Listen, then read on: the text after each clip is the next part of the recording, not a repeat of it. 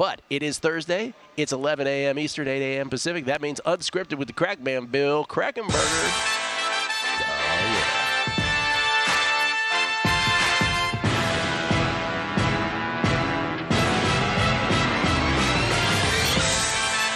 That's a little LL Cool J. Mm-hmm. Don't call it a comeback right there. Yeah, the man wears a Kangol. This man does too. Bill Krackomberger from inside his automobile in New York City. Is that where you are? Yeah, speaking of somebody that made it big, like your previous or your gambler that's going to come on, the Armenian Nightmare, whatever his name is. The Armenian Nightmare. Oh, yeah. I have made it big in the world of bagels.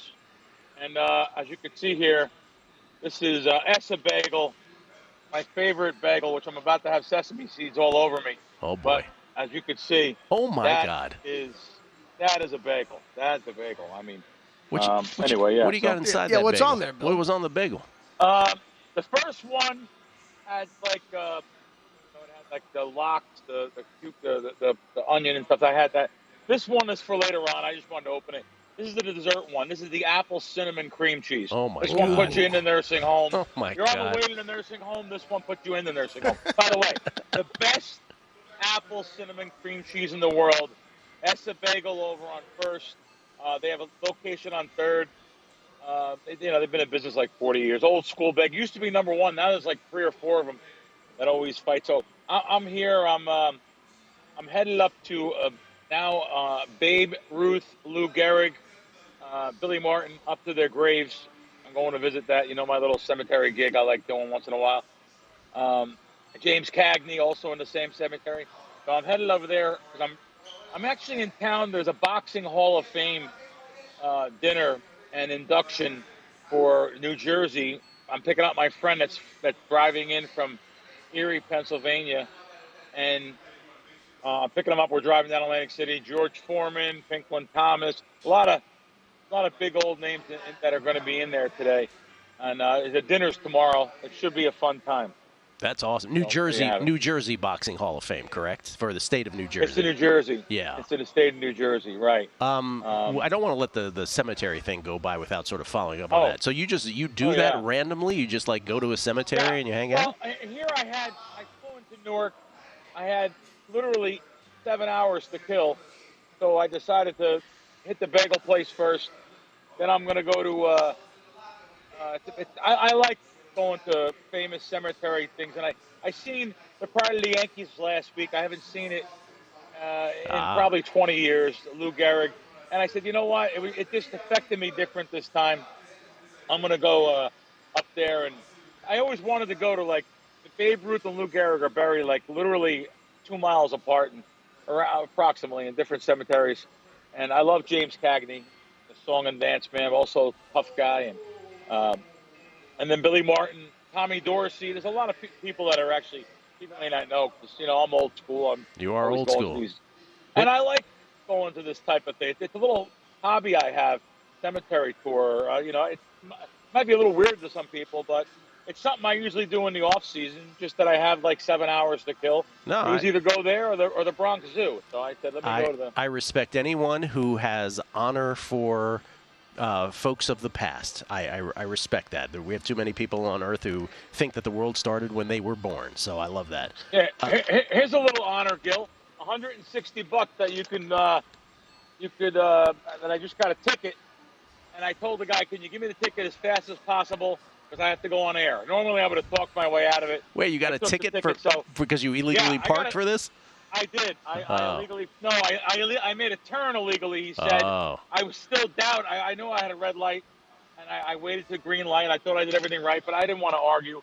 I said, how much is the ticket? He said, $139. Fine. Can you write it as fast as possible, please? I wasn't trying to be a jerk. Did you say to him, like I said to the guy in Vegas? I got to go on air. The guy who got me for speeding here, I go, hey, while I have you, what are you going to do about this stuff flying off your trucks? I said to him. And he goes, you're way more of a menace than they are. I was going to comment that it looked like Bill got the best parking spot in New York City somehow with his shot right now. Hey, Bill, I heard you. No, I spent $4 for this. It's $4. But anyway. Well, I'm sorry about the ticket. I heard you have a story for us. Oh, no, let me get my phone out. Of course, stories. My life's just every week a story, like a cartoon character. So do you know what I'm referring to? Yes. Oh, the reality shows? Yes. I was filming 2 reality shows.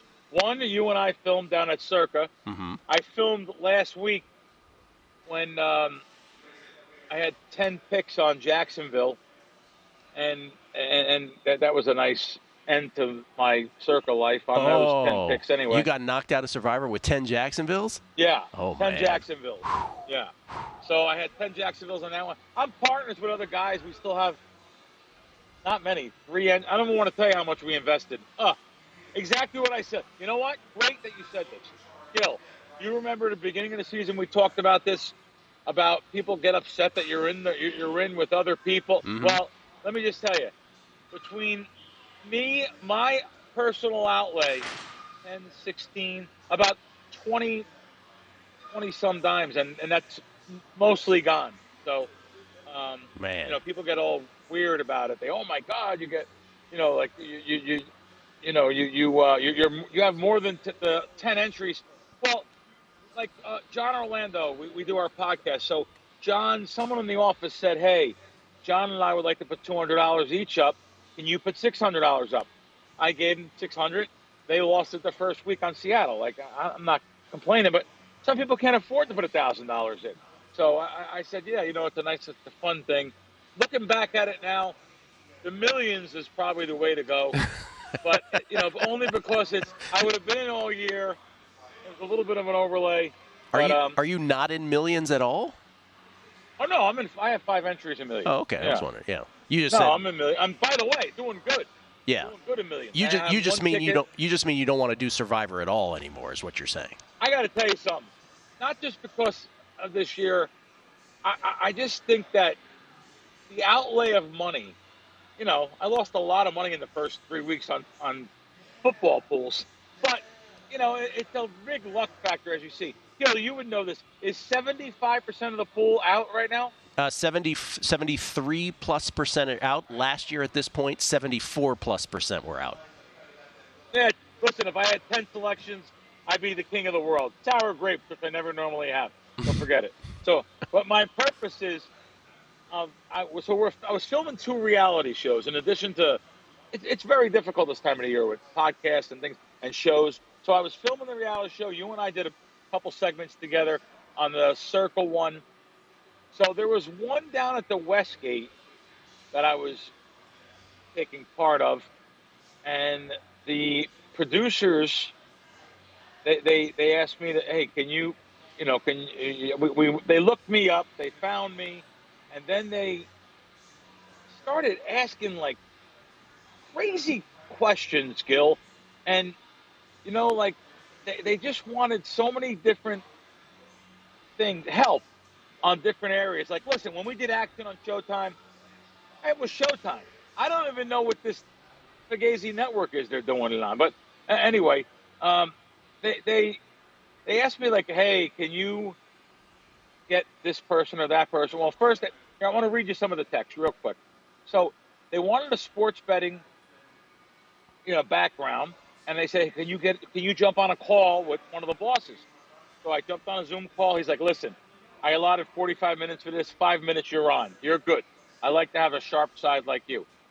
So then this girl, Anne-Marie, one of the producers, hey, Bill, we're looking for a few more amateur bettors who are wagering lots of cash. And any amateurs who'd be good. And also looking for a guy who bets on tennis, coincidentally.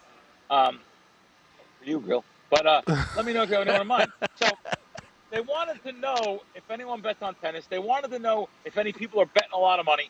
And more importantly, they wanted me to be someone I wasn't. How much money are you willing to take to a counter and bet? And I just said, you know what? What? Zero. Like, that's not me. I don't go to the counter and bet. I'm trying to explain to them, your money's on the apps. That's what you look at when we bet. You want to look at the app? Fine. You can look on it. I really don't bet too much cash. And when we filmed action, I did go down to South Point because they took more, one of the places they take more in person than the app. So I had them film something there, but I'm not one to go to a sports book with a lot of money to show off money and fancy car. You know, it's just not me. So I kind of got upset that I was like, and my response is, am I on for another segment or no? Well, you're on for another segment, so hold this thought, because I'm curious where this is going. There's more. Because I can tell I kind of spoke my mind here. Yeah. Oh no. Mind, you know? Oh, I like to hear this. Hollywood people. Okay, let's hold your thought. Hold your thought. We'll go to commercial. Bill spoke his mind as his annoyance was increasing on this. We'll hear the end of this story on the other side. Numbers Game, VSiN, the Sports Betting Network. Unscripted with the Crackman, Bill Krackomberger. He joins us once again from inside a vehicle outside of a bagel shop, Essa Bagel, in New York City. So you're doing, in addition to your Fox show, in addition to Wisecracks, which you do, a podcast with John Orlando, in addition to hanging out with us each and every Thursday, you are on a couple reality shows, one that centers around Circus Survivor, which you've now been bounced from. Sorry about that. And then there's this other one that you were just talking about. And so the producers were asking you questions, and you were starting they were asking. Yeah. They were asking for some. They wanted people to have a lot of money and bet a lot of money, and that's scripted reality. It's fake. So they wanted to find, they were looking for, the Kardashians of the betting world. And I just didn't like the questions where they were going. That was the one question. The next one was, hey, we are also last minute looking for guys who bet on soccer, if you know anyone. Well, this is NFL week 1 they're filming. You asked me for someone that's betting on tennis. You asked me for someone that's betting on soccer. And now you're asking for amateurs that have a lot of cash. And you want me to go to the window with a lot of cash. So I kind of got a little bit frustrated because, we know what sells more than a lot of these people that are trying to make documentaries, people that don't gamble, people that aren't in the space, people just trying to make some money.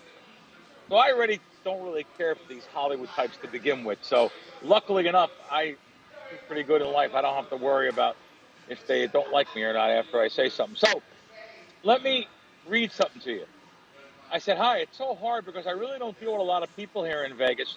What I'm saying off record, now is on record, is you just can't trust people that gamble out here. You have to be real careful who you deal with. I keep my circle very tight and small. I may explain that on air.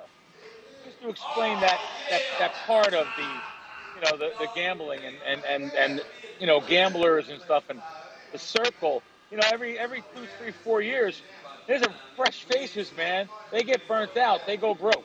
So I'm trying to explain it to her. Next thing I get a letter.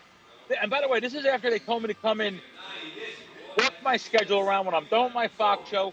Please come to the studio. To Westgate after your show. We want to start filming. They sent me an email 2 days before. Thank you so much for the time you invested in the casting process. We met very many interesting people along the way. You were among the small pool of serious contenders. It's a form letter.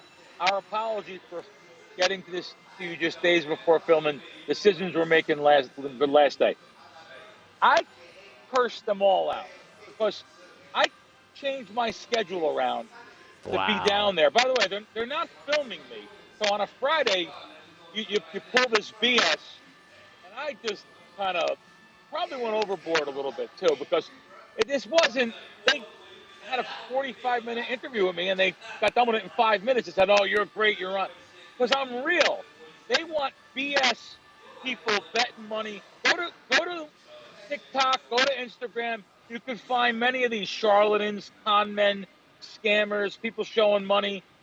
That's just not me. But if you want the sharp side of sports betting, which may be boring for a lot of the Kardashian audience that you have there, sweetie, that's not me. Yeah. Take it, as my father would say, take it on the hop. Yeah, so doesn't this get to the broader point that we've made in different contexts before, which is, and I guess this is true of different walks of life too, but since we're immersed in betting, it sort of is, we think it's all about what we do. Maybe it is more pronounced, but betting is one of these things, and we've seen it with mainstream media, right? As soon as betting was legalized, everybody became a betting expert overnight, right? And with someone who's doing a Hollywood production who doesn't really know it. They've got their preconceived notion. We even, by the way, you and I, no names, but there was someone on Action, right, involved who had his preconceived notion of, nope, this is how I'm doing it, and it didn't matter how much advice he got. He just went with what he wanted to do. I don't know if you know who I'm talking about on that set, but it was sort of, that's always going to be the case, and I think betting is one of these things that people feel like they can instantly know what it is. There's something about it specifically because there's no barrier to entry, right?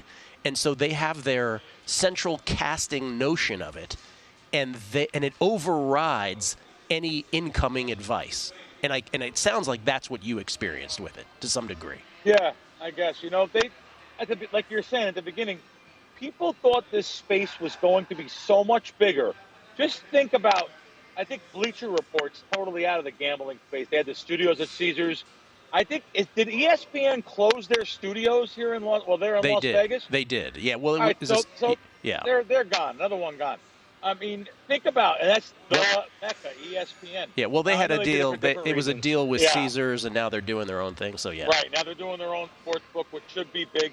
They're going to get a lot of their audience betting sports and stuff, I understand. But not only that, look across the scope of the gambling media networks. Look at all the people that got fired or out of job. They got rid of a lot of guys that were actually, some people in the space were very knowledgeable, some weren't, and they put a lot of females in the space. It didn't work out for a lot of them too. Across the whole scope of everything, like I said, it's unbelievable that they really thought it was a bigger space than what it was, and it's not. But you know what? For guys like me, I'm really happy because I was betting sports and making a lot of money way before any of this became popular and glamorous. And, and all of a sudden now the space opened up. I can talk about some things, help some people, try to show them some value of different things. And by the way, there's a lot of people that are a lot sharper than me that won't ever go on air and never talk about things because, one, they probably can't talk on media. They freeze up like Ralph Cramden making a commercial on the Honeymooners. There's that. Or yes. They would, there's that. Or they honestly wouldn't be able to communicate well for the people at home. Or the other point is they don't want to give out some of their nuggets of wisdom. That's right. There's certain things they don't want to give out. Sure. If this all goes away for me, I can just always still make money betting sports, and that's always going to be my primary income, to be honest with you. Bill, we appreciate it. There's one thing we do know. You have some great bagels in your bag right now. You'll have those for the rest of the day. And catches pastrami later on. And I may finish the triple play out with a little go down to Wohop on Mott Street and take a little Chinese food on the go. Oh, my God, I'm hungry. Thank you. Thank you, Bill. Sorry about the ticket, man. Bill Krackomberger, everybody. No problem. Go to VSiN.com/subscribe to become a VSiN Pro subscriber today.